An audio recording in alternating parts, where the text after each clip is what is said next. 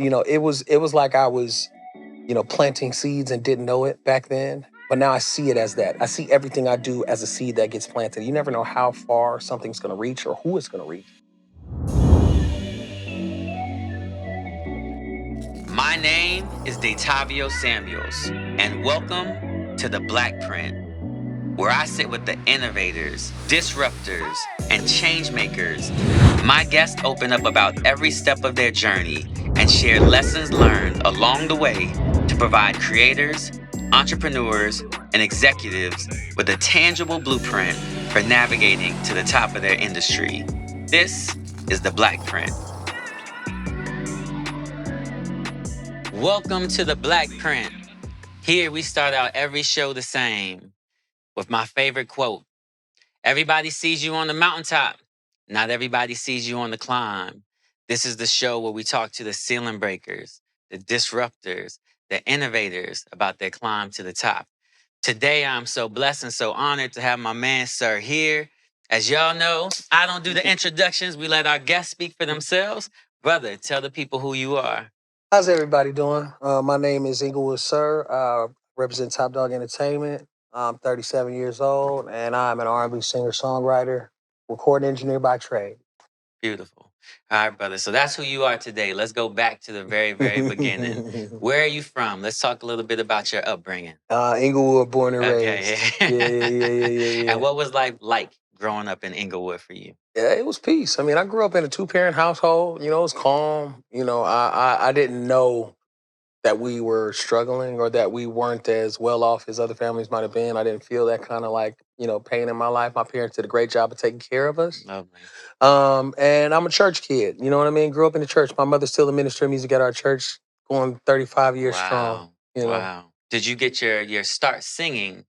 Was that done in the church? Yes, it was. And it wasn't like I had a choice in the matter. Okay, Mom's put you in the mix. It was something like that. We started singing in the church. Our first performance, I was like 5 years old or something like that. And just whenever we could, or whenever she could, my mom would have us in front of the congregation singing something, even if it was just "Oh Holy Night" or something small. But we learned to love it. And eventually, she kind of gave us free reins as like teenagers, and that's when I kind of stopped. You know what I mean? As a younger adult, I started to get into different things and, kind of fell off. What made you stop? What made you walk away from? I just was curious about life. My family's whole life was revolved around music. So, I wanted to see what else there was. You know what I mean? I definitely was into sports. So I started playing a lot of basketball, played football, What position you play? Point guard. You play Point guard. Yeah. I just played in the All-Star Celebrity game, man. It was they had this Olympic like high jumper guarding me. He was like 6'5". I was so hot. We had a good game though. My team won. You know what I mean? Shout out to my teammates. But yeah, no, I definitely wanted to, branch outside of my family. I'm a very independent person, always have been, always will be. So that was me as a kid. You know what I mean? I didn't know how to describe it at the moment, but I just wanted to be by myself and figure things out on my own. And it worked out, man. I learned a lot, in my teenage years. I had a job when I was 15. You know what I mean? I did a lot with my friends. I got a car when I was 16, so I was driving around, always working, always just moving and shaking, When I look at the man that sits in front of me today, what would you say the role that church, growing up singing in the church, what role has that played in terms of shaping you into the man that you are today? Oh man, church is everything, and I definitely talk about how much I want to go back to church as an adult, and I know I should. But church taught me fellowship. Where two or more are gathered in His name, so is He. You know what I mean? It taught me that I don't actually have to be in church to find church or to find God. You know what I mean? And it definitely instilled a gift in me that I had to learn to nurture. My mother used to have us singing around the piano when we were little kids. She would go, "This is C. If you want to match it, you sound like this. If you go any lower, then you're flat. If you want to match it here, you go any higher, then you're sharp. But this is C." And, that was the first few lessons we got. And, it just helped shape us as artists and as musicians at a very young age. And as an adult, I definitely have spent more time recently kind of, just making sure I'm nurturing that gift and working on myself. All right, so you grow up in the church, then after that you want to diversify your your life a little bit. So you're playing sports. What comes after that? And when do you rediscover the love for music? When you get back into music? Man, I was a married man by the time I actually started to like really get into music. I was probably 22, 23. And my brothers had already been writing songs. They were signed to Warner Brothers at the time, I think Warner Chappell.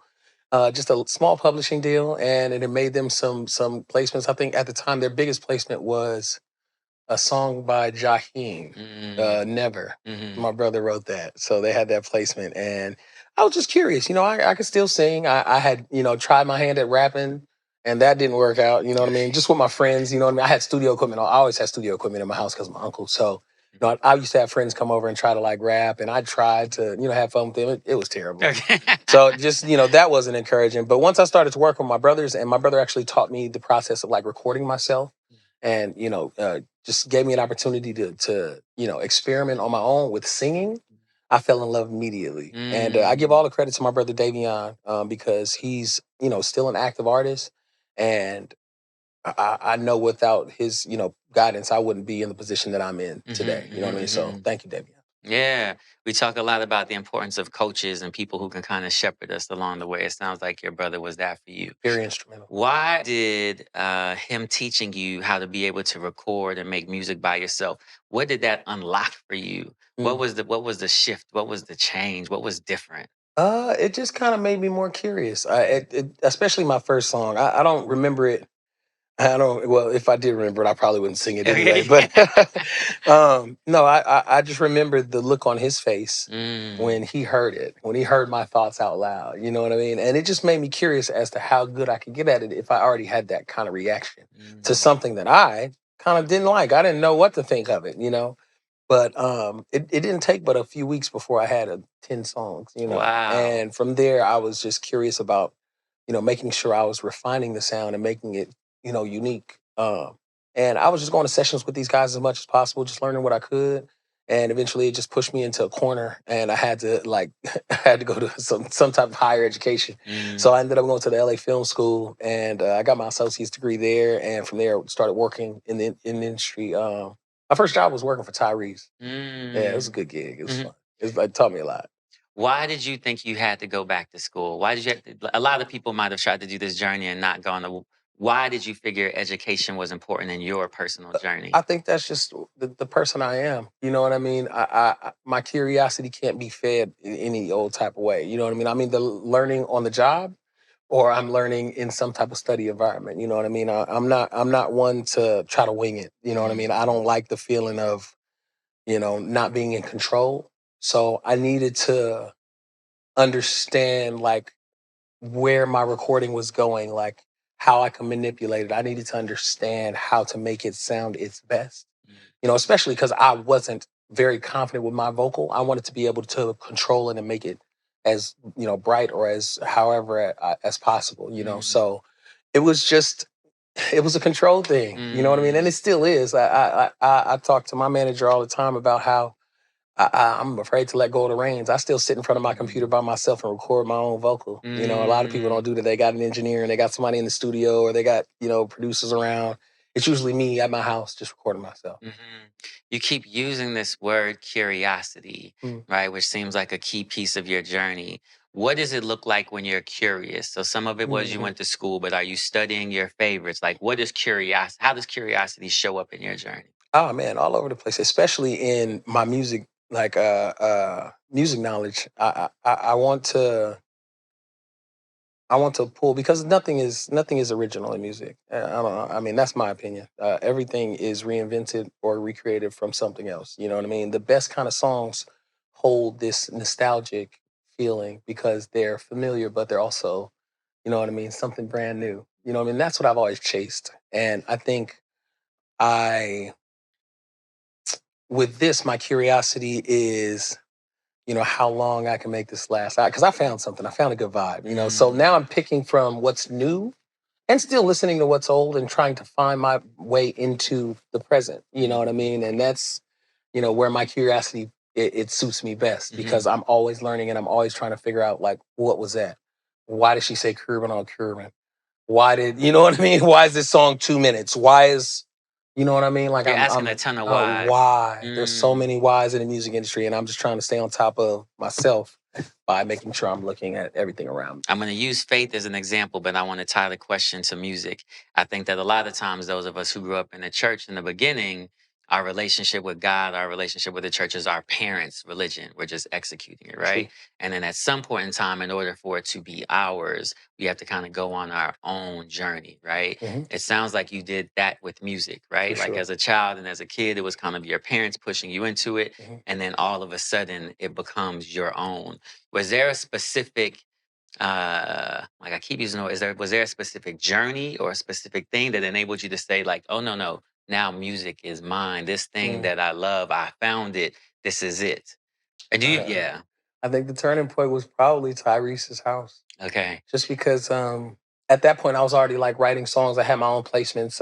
You know what I mean? I was like figuring it out, but I wasn't confident enough to like put music out as SiR. SiR was born from Tyrese's house for sure. Mm. You know, I'd have days where, you know, people that I had written for and I was in big sessions with were there working for Tyrese, and I was just stuck as a job working like as an engineer. And there's just one time in particular that I remember. I think it was the day I quit. It was just a big session, and I just felt like I was being overlooked by everybody. You know what I mean? And I had just got introduced to Jill Scott, and like was working on Andre Harris and doing some really cool things on my that nobody knew about that were going to start paying me more than the other situation. And yeah, I just I felt like I'd had enough of like hiding behind other people. There were so many songs off of my project Seven Sundays. Like 11 of the songs off of that project were records that I played for other people and tried to get other people to demo, and it just didn't work. You know what I mean? And the only way this music was ever gonna make sense to anybody was if I put it out for consumers or for fans to see if they liked it. And my first project, Seven Sundays, did me so well. It got me in the door with Top Dog. It got me in a place where I could actually be seen and be heard, you know, and I'm thankful for that. It's one thing to say, all right, it's time for me to shift and to pivot into this new world. Can you walk me through the actual steps you took to get to this new world, to get from being an engineer, from getting to be overlooked by everyone else to the Oh point where you're man, like, ISRC codes, the SoundCloud. I mhm. started like everybody else. I Yeah, started talk from the about it. bottom. No, I remember my first project was actually called Wooden Voodoo. A lot of people don't know that. It's 17 songs straight from the gutter. There's and I had like D Smoke rapping, I had Fat Ron, I had like homies on there, like homies. And man, my Uncle Rich is on there. Like it's wild. But it was like I did the artwork myself. I made these like dolls and took like posed them. I was homeless at the time too doing this. Me and D Smoke and my wife were living in this studio that we were like doing shows at as a small little collective. You know what I mean? And I just remember all the work I put into this one project, Wooden Voodoo, and it just felt like it was going on deaf ears. And I mean, I printed out 500 CDs and was walking out, handing out CDs around the city. I did shows at our location, place we were living at.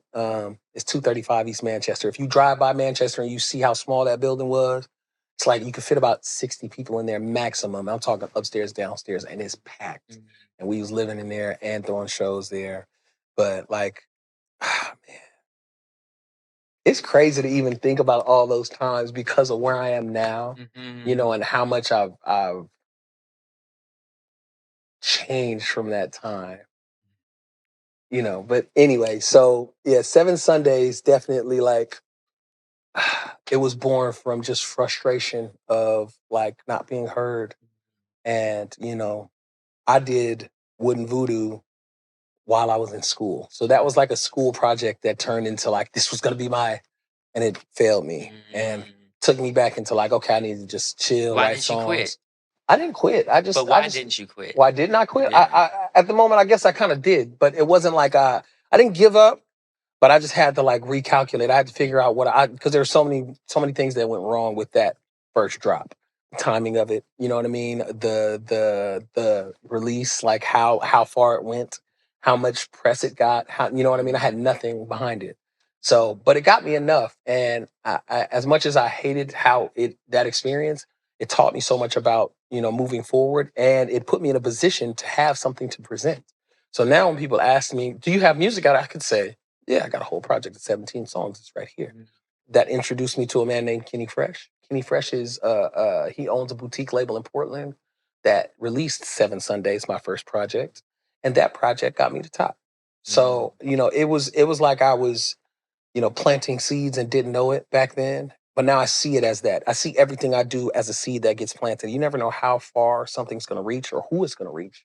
So, I do things with diligence and, I try to stay present as much as possible, but it's based on the lessons I learned from these early projects and these early times and just, scraping and grinding. Yeah, I think for great people, failure is not a real thing. We have failure moments, then we learn from those moments and we turn them into wins. Catapults. Exactly. You also talked. You just kind of slid it in there on me that you were homeless, and so now I'm trying to figure out how does this man who is homeless still find the drive, the will, the determination to wake up every day and keep going in spite of what you're seeing around you, right?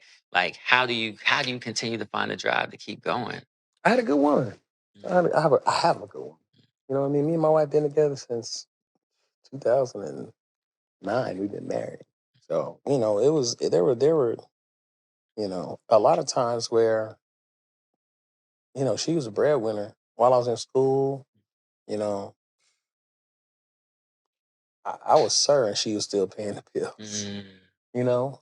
And she's just very encouraging and she loves me different. She treats me different. She made me feel like something. As simple as that, baby. I got a good one. Yeah, it's the power of a unit. For those, I always am like searching through social media. It feels like we're so at war with each other, black men and black women. Do you have found a good woman? Do you have any thoughts or ideas about for young men who are out there who might be looking for a good woman?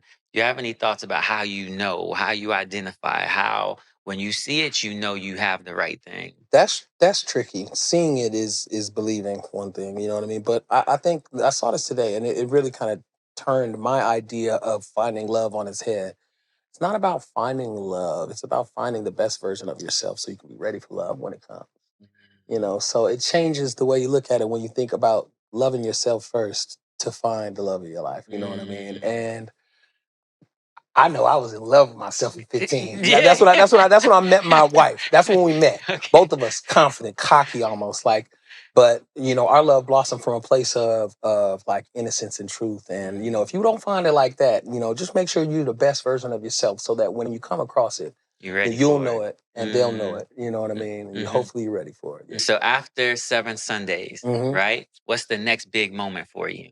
My first TD release. So we did, and now these were secret projects. So we did her and her too. These little EPs, and that was a trying time too, and another learning moment for me because at the same time, and I don't know if anybody remembers this, but me and her, but her was dropping projects called Her and Her too, Okay. and they called us and asked me to change the name of the project, and I said no because I was like standing on business. I thought it, and I wish I would have been a little more, cautious in that situation. Not cautious. I hate that word. No, no, no, no. I wish I would have been, Open? open to something. You know what I mean? We kind of just, said no. You know what I mean? And me and her are cool. We've talked since and all that stuff. It wasn't that big a deal, but just another moment that I wish I could take back, but a learning moment And that what'd you learn?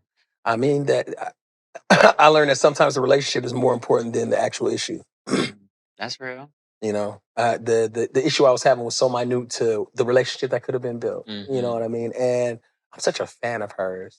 Everything she does is amazing. I think her as a musician impresses me more than anything else. Her as a writer is phenomenal, and just as an artist and everything, just huge fan. And I would love to have made sure that we started off on the right foot. You know what I mean? I kind of stumbled into that relationship, but we're cool now. Yeah, We're all better good, now. all good. Yeah. It's just you learn the power of relationships, right? Everything comes at a cost, and it Yeah. sounds like that one, the cost might have been too high, Yeah. right? You would have rather played it a little bit Exactly. differently, right? Yeah, but those Seven Sundays, those two projects, Her and Her Two, introduced people to me in a better way. That's the first time I did a press run. That's the first time I flew to New York. That's the first time I, you know what I mean, did any of this kind of stuff. And the projects were going up. We didn't have any too many features on there, but we shot some really big videos, and the visuals went crazy. And after that was November, And that's was my introduction to, the world as a top dog entertainment artist. Okay. So before we get into TDE, here you are now doing this press run, right? Like, which is a lot of different things. Now you're in the spotlight, right? Now you're doing interviews. How is that part of the season feeling to you? Were you excited about it? Do you hate it? I have to, personally, I don't love the spotlight. How did you, how did you feel? I'm the same. I didn't know what to expect when I first got into it, but as we started to do the work, I realized how boring it is and how tedious it is. And, I've learned to enjoy it, you know what I mean, as much as possible. But it's still work. This is a job, you know what I mean? So I have to respect it at the end of the day. Yeah. And that's something I learned the hard way. Gotta respect work. All right, so now you're at TDE. How do you get signed to TDE? What happened? I was already signed to TDE. That's the secret. Like 7 Sundays got me signed to TDE. So her and her too, they were released through TDE, but just under a pseudonym. You know what I mean? Just so nobody knew that I was already TDE. 7 Sundays was the reason I got signed to TDE. So after we dropped those 2 projects to test the water and to build my name up a little more, they put November out, which was already kind of ready. All this music was being made at the same, time. And November did well. We toured November with Miguel. That was my first big tour. Oh man, that was a great tour. Global? What was US. We did the War and Leisure tour with him. And D Smoke playing keys in the background for me before any of the rhythm and flow stuff. Just a great experience, man. But the project November is probably, it's a fan favorite, I would say, besides Chasing Some. What's special to you about the November project? What's special to you? What's special about who you were, the sound you were making? What's special about that project? The interlude bass. I based November like as a journey. You know what I mean? I felt like I was on a journey at the time. I was learning so much at such a rapid speed. I wanted to paint the picture, and it was almost like I started off taking off. I was in this, spaceship or something. I was traveling across the galaxy, and I was very meticulous about what I said and when I said it. If I mentioned a time in the interlude, it would be the exact time from start to beginning in that point. Like I was exact about everything I said and did in that album, and it was the first time I had done that. You know what I mean? But it was executed so well, and I still felt like there was so much to learn, and it could be so much better. You know what I mean? So that's when I really I was like, yeah, you good, but you could be better. You know what I mean? So I put my head back down, and I really, wanted to dig deep for the next project. So how do you do that? How does SiR go get better? I live life. I mean, because a lot of these songs are based on experiences. So I enjoyed myself. I had fun on tour. I met people. I ate a lot of dinners. You know what I mean? I was social, as social as I could be. And that was probably not the best thing when I look back, but it definitely it drew a lot of inspiration up for the next project. And this would be the project that changed my life for sure. The next project is the one that, let's talk about that. What double click into that? Double Chasing Summer. Man, if you're a SiR fan and you don't know Chasing Summer, you're not listening properly. It was my biggest project to date, my most personal project up until this point. And it told a lot about me. You know what I mean? It probably told more about me than the fans knew based on what they had already heard. And it was eye-opening for me, the attention I got from that project, the project before, to this one. It was tenfold, and on November I had been blessed to go on tour with Dot.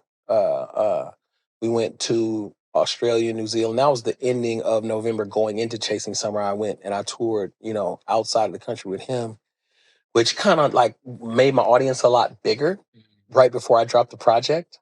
Then I dropped the project and the single with Kendrick Lamar, and it just went crazy. I had so many eyes on me. And I just wasn't used to it. I'm not, like I said, this isn't like something that I thought I would be built for. It's just something I did because I had no other choice. That's how I felt when I first started. I felt like I was the one that had to put my music out, but that didn't mean that I was built for it, you know what I mean? Or that I wanted it per se. So with all the eyes on me from Chasing Summer, we started, there was kind of a disconnect in relationship at home, and Mhm. I kind of like, just kind of separated myself, and was dealing with depression. And this is all around 2018, 2019. You know what I mean, right before the pandemic. Yeah. And separated myself from my friends, my family. You know what I mean. I started to self medicate, and this was after big success, big success. My own tour, every show sold out. We man sold out of everything, all the merch, all the finals, everything was bought. Everyone was happy. Audience was happy. I had money in my pocket. Family's good, but I'm just not. Something was wrong. I was fractured. I was broken, and it set me back a lot. You know what I mean? And my pandemic was hard. Let's just say very hard. You know what I mean? But I think Chasing Summer taught me a lot about how to present my pain. You know what I mean? Because I was going through something, and you can hear it in the songs. I didn't know I was going through what I was going through until after the album was out, and I kind of listened back like, oh, I said that, and this is what it really meant. And that led me to rehab, changing my diet, changing my ways. I got up to about 250 pounds, man. Oh, wow. Yeah, I recently just started working out and just getting my life back together. I'm probably about 190 or something. But just, it was hard to really like hold it together at a certain point because of, how broken and fractured I had become with, just not being happy with myself and not being happy with the person I was becoming because of the attention I was getting, and that set me on my ass, and thank God for that. It sounds like you went from the palace to the pit pretty quickly, right?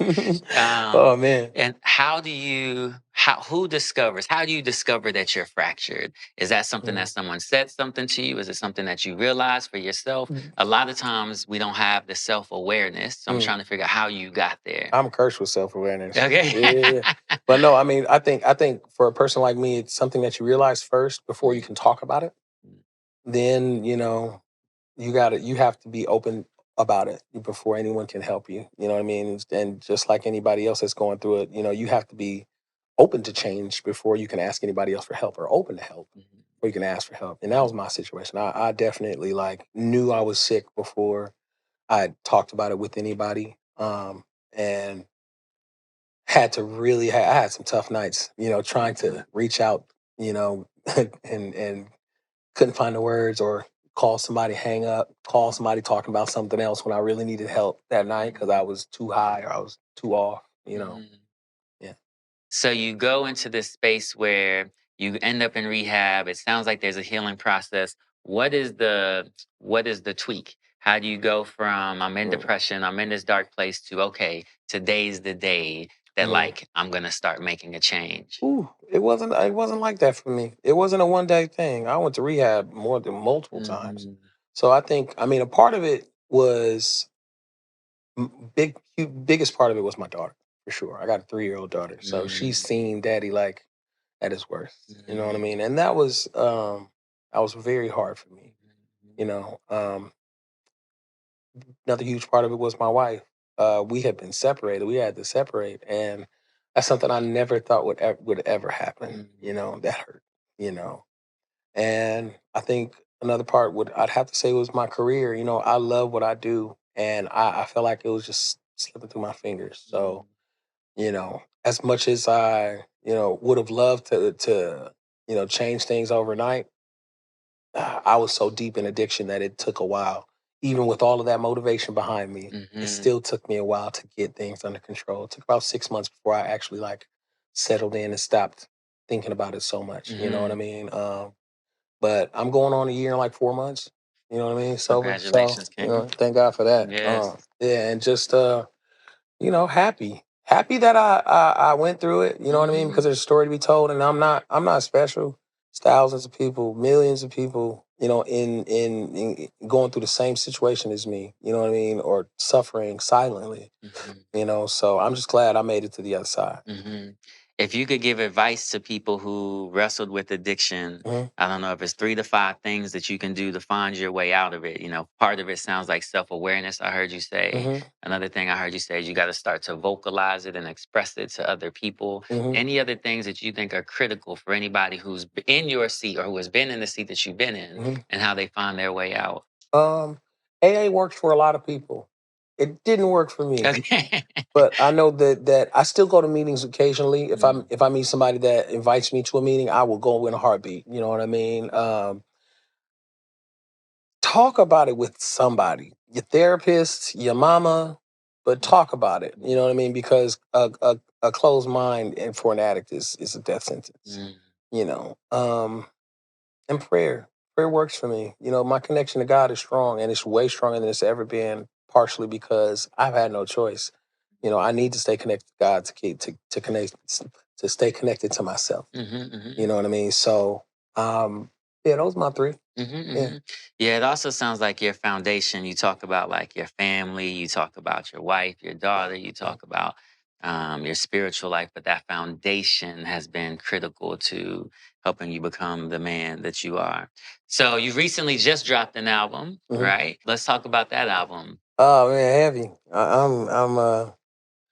I'm glad that one made it to light of day. I mean, it was almost as dead as I was. No, but heavy is a compilation of my experience through the pandemic, and you know, it's a painful. It was a painful process for me, you know, but I think we did a great job of kind of writing very honest, painful lyrics and putting it over beautiful music. You know, so there's a juxtaposition where you know you hear this beautiful melody, but I'm saying some real cross left, painful stuff. You know, and pain is the theme. You know, of heavy.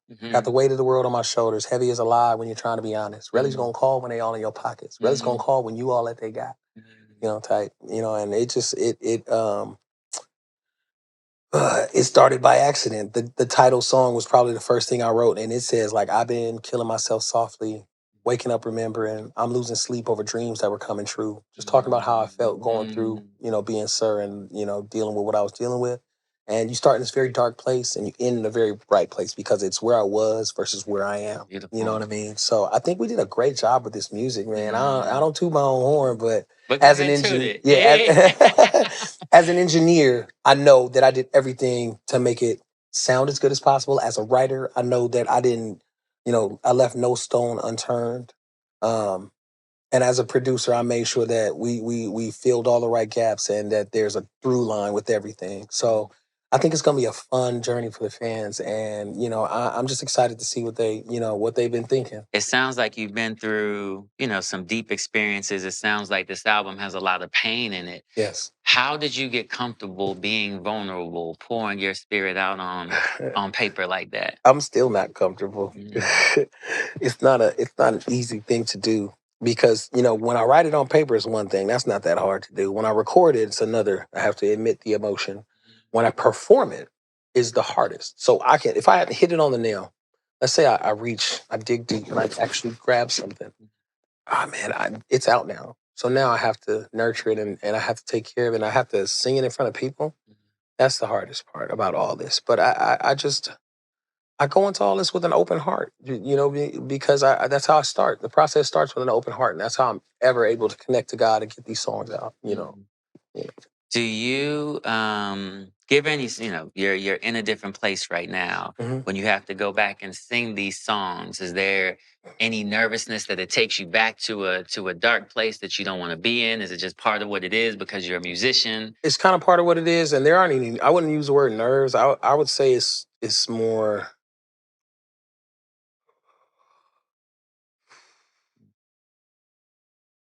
It's like sadness. It's like depression. You know. Do you have to resist that? Do you have to fight? No, no, bottle it up. No, I've done that. I did that for years. That's what Didn't work. Yeah, it didn't work at all. No. I go through it. I let tears fall. You know what I mean? I yell. Whatever I gotta do. I punch stuff all the time. All the time. I do what I gotta do, but I get it out. You know, and I like the stage because I can get it out every time. Even if I'm crying through the song, I'm getting it out. You know what I mean? It's easy to, you know, really process my emotions through my emotions. So I think performing is a blessing, and it's a painful process, but I wouldn't trade it for the world. Mm-hmm. Earlier, you said there's been so much growth between the artist, the musician from back in the days, and the man who sits here now. Can you talk me through what some of that difference is? I'm a lot calmer. I was anxious, and yeah, just I definitely thought I was. No, I won't say that. Yeah, I will. I thought I was smarter than I am. You know what I mean? I thought I knew more than I did. And I'm learning so much about people. You know what I mean? Through the process of life, and I'm learning so much about myself through the process of being a musician. I think I'm the same guy, but just it's just a little sharper. You know what I mean? I think my intention is the same. My energy is the same. But it's just I'm in a different place, so I do move a little different. But the people that know me know that I haven't changed that much. When you think about this album, what does success look like for you? How will you feel and know that this was a win, that this was successful, that it did exactly what you hoped for, prayed for, wanted it to do? And the album is out, so it's already succeeded. I mean, I Mm. think I never set expectations on anything I do because it's a setback waiting to happen. Because if you supersede your expectations, then you got to meet that mark now. And if you underestimate and then you're sad, you're mad, or you know what I mean, you're looking forward to something that isn't there. So I just let God take it from where I leave it. You know what I mean? And that's what I'm doing with this project. It's doing well already. So I'm excited to perform it. Tours coming up. We're working on making sure we're ready for that. And I'm just thankful that I got to share with my fans again, because at a certain point I didn't think I would. And it's been 5 years since my last project, so this is just an honor to be able to say that I'm back and I'm working again. Mhm. One of the other differences that you talked about is in the beginning with no fans, there's a difference between now with lots of fans. Mm. As an artist, are you doing anything to nurture that fan base, to make sure you take care of that fan base? Or Hmm. are you kind of like, I'm going to go do my music, let the music speak for itself, and then kind of go from there? No, I definitely try to keep in touch with fans as much as possible, man. As much as it's healthy, you know what I mean. There's only so much you can do with before it becomes like a burden. You know what I mean. So I definitely try to reach out, and I like things. I share things for my fans, and I'm constantly in people DMs with jokes and just trying to be funny. You know what I mean? But yeah, I'm a very private person, and it's hard to really come outside of my That's what I can feel. That's what I'm trying yeah, to yeah, ask you. yeah, yeah, yeah. But I'm doing better this year. My manager, yeah, he saw me on there this morning liking tweets and trying to just try. You know what I mean? That's all I can do. But my fans know that if you ever see me in person, I'm gonna be regular, degular. Period. Point blank. Mhm, mhm. As you prepare to go on tour, is there anything that you will do differently? Is there anything that you do to ramp up to go on tour? Cardio, hella cardio. I got to get my lungs strong. Okay. So we got to start running. And You know what I mean? That's and what about does it. that look like? What does that exercise routine look? Uh, That's running every day. That's how many at least miles? 3 times a week. We'll try to do 2 miles. And right now I'm doing sprints. So we've been doing 5 sprints, 30-second sprints. After every lift session. You know what I mean? But we got to add the 2 miles in because that's distance and that's a lot more lung capacity Right, and you got lung work. endurance. I gotta get that endurance up Mhm, for mhm, mhm, sure, for mhm. sure. And then any just thoughts for those, again, folks who are trying to walk in your shoes, who let's say they have an album out, they're getting ready to tour for the first time. Hmm. Any just words of wisdom for them besides make sure you get your endurance up. Hmm. Make sure your Oh body man, is ready to perform. be patient. Be patient with yourself. Be patient with your baby. Your music is your baby. Nurture it. You know what I mean. But Mhm, be patient. You never know what God has in store for a 10-year-old song. mhm. And don't set expectations. Just meet them. All right, brother. Final words for the audience. Any final words of wisdom? Any gems you want to leave them with? Just final thoughts for those people who had the pleasure of watching and listening to your story. Y'all, this is SiR. I'm signing off. I'll see y'all on tour. I love you guys. Hopefully y'all listening to Heavy right now. Please go check out the new album. It's out right now. Don't miss it. Brother, I thank you for taking the time to share your journey. You were vulnerable. You were honest. You were raw. I pray and believe that anybody who listens to this, that there will be a positive impact on their life because of the words and what you are willing to share here today. Appreciate you for coming on I the Black. appreciate the time. Yes, man. sir, Thank you, fam. dog. You already know. What an incredible conversation with SiR. First and foremost, please go check out his album, Heavy. It's crazy, bananas, you're gonna love it. When I reflect on the conversation that we just had, one of the nuggets that comes to mind that he kept referencing was just the importance of having a foundation. For him, that foundation in the beginning is his mother, his family, the church. As he continues to grow up and evolve, it's his wife and his daughter. But having that strong foundation continuously keeps him anchored regardless of what he's up against in the world. The other thing I love about his story is he was so honest about the need to release. I think, especially as Black men, so often we can keep things inside. And what he has done is found ways to release whatever is going on inside of him, whether that is through his music, whether that is calling friends. My man literally said, if I have to yell or scream, but the importance of knowing that you can't hold all of that funk inside, and that if we're going to be our healthiest selves, we have to find a way to release that darkness that can be inside of us.